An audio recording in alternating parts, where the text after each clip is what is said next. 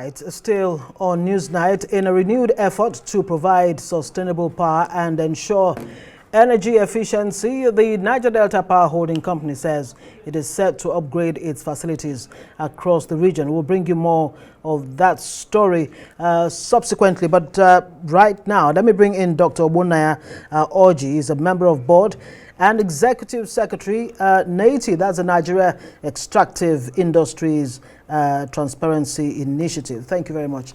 Thank you very much For joining us on Newsnight. Thank you very much. So you've come up with this report. I believe it is a milestone. Let us into the, your findings in terms of transparency, accountability in the oil and gas sector. I mean, because it's mind-boggling to hear that about $6 billion being owed the federal government by oil and gas companies. Well, not just oil and gas companies, right. The sector.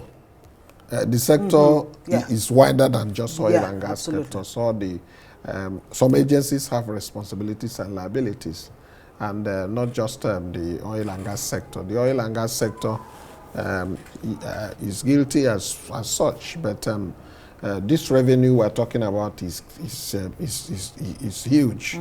And we think that this is not something that we should let go at a time that government is going and borrowing. Let's look, that's why our report this year is targeted at what we call domestic resource mobilization. To look inwards and see where we are losing money and we are not doing enough to pick up this revenue, to reduce our debt burden and then be able to finance our budget. Over $6 billion, 66 billion naira put together can go a long way in narrowing our current budget deficit or even finance the 2025 budget. So that's by the way, but the focus is blocking leakages, improving governance, and then incentivizing excellence, competence, and integrity in the management of business transactions, especially with equity interests of the Nigerian people. That's where NEITI is concerned. In this report, 78 companies, 78 oil companies participated. We narrowed down to 64 that were, because some of the companies were also not producing. And we also dealt with 9 government agencies that either collect, take custody, or manage revenues from extractive industry. We reconciled who paid what and who received what, and then the variances, and where collectible revenues were neither ignored nor no attempt at all to collect them. It's our job, and we took a lot of risks, very traveled widely, extensively across the country, and validated this information. The information you have is covered entities driven, in that every single company that participated in this process signed off on the data they submitted. When you say these companies participated, in terms of cooperating with NEITI, providing the critical information you require to, open precisely. The books? We design a suite of templates, what we call suite of templates, that are globally wide in terms of standards of the global EITI we're implementing in Nigeria. And we share these templates. But before then, we organize workshops to acquaint the respective companies of the content of this. And every template is designed peculiar to the operation of the individual, because all the companies don't have the same format of operation.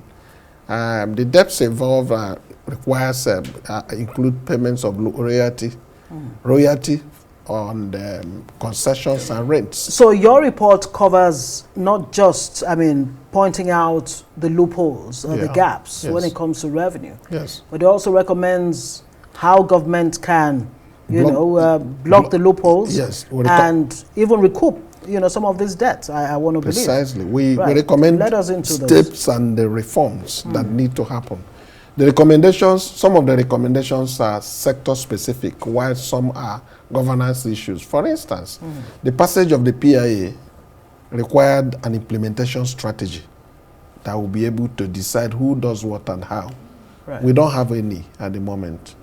And we have used this opportunity to renew our call for the government to constitute an implementation plan committee to design, committee of experts to design an implementation plan to implement the PIA. If not, we'll be going back to where we're coming from. It took 18 years to pass that law, and that law should not be implemented at the discretion of those who are supposed to be guided by the law. And the implementation plan will require competitive, fair, and objective development of regulations.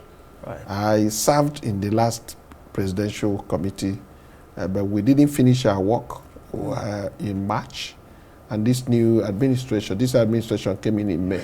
Is there a timeline for government to come up with this, committee? That's number one. Then very quickly, because we don't have that much time, how exactly can Nigeria reap the full benefits of her natural resources in the oil and gas sector? Reforms, and that's exactly what I'm speaking. Every organization, every country that we have known about, 57 member countries of the EITI, they have standards. The EITI will implement, they have standards, and Nigeria is a signatory. So if you follow those standards, it will be very difficult, it will be easy to set up structures and mechanisms that will make it impossible for certain things to happen. Is there a challenge in that regard, as far as Nigeria is concerned? Yes, it's a challenge not just in Nigeria, in most developing countries. Right. It's a challenge to design a plan that makes it difficult for people, for even people or companies to do certain things. And circumvent the the companies are willing to comply. The agencies are also doing their best, but most times there is a gap, capacity gap, information gap, interest gap, institutional weaknesses, and all that. And we have seen a lot, working in this sector. So the report we have issued now is a guide to policy decisions. We need a policy shift. And if you go through this report, it's enormous. This is huge, though. And graphic. But is there a simpler version, yeah, of course, an abridged version that's very easy to look at? We have simplified this report in infographics. Okay, great. And from tomorrow, that will be on our website. Even those who came for the launch today also had some simplified version. But if you want to implement it, you need to read the main report. And the main report has to go to the specific areas of interest. We're talking of $6 billion. That's a lot. We're talking of 66 billion naira.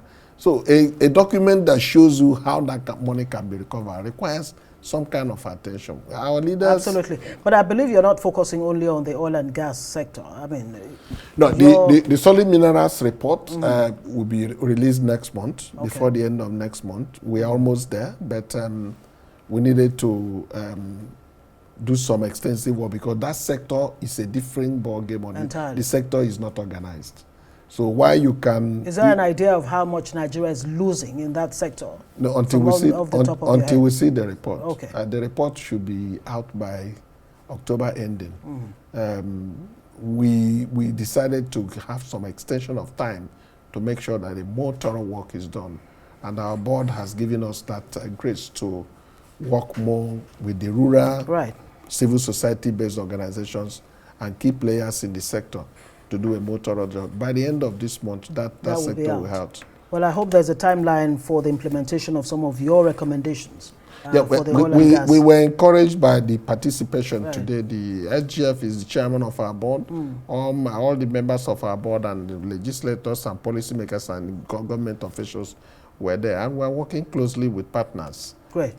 At local and international level. We'll have to leave it there. Dr. Ogbonnaya Orji is a member of board and executive secretary NEITI. That's the Nigeria Extractive Industries and Transparency Initiative. Thank you very much for joining us. Thank you so much for the opportunity.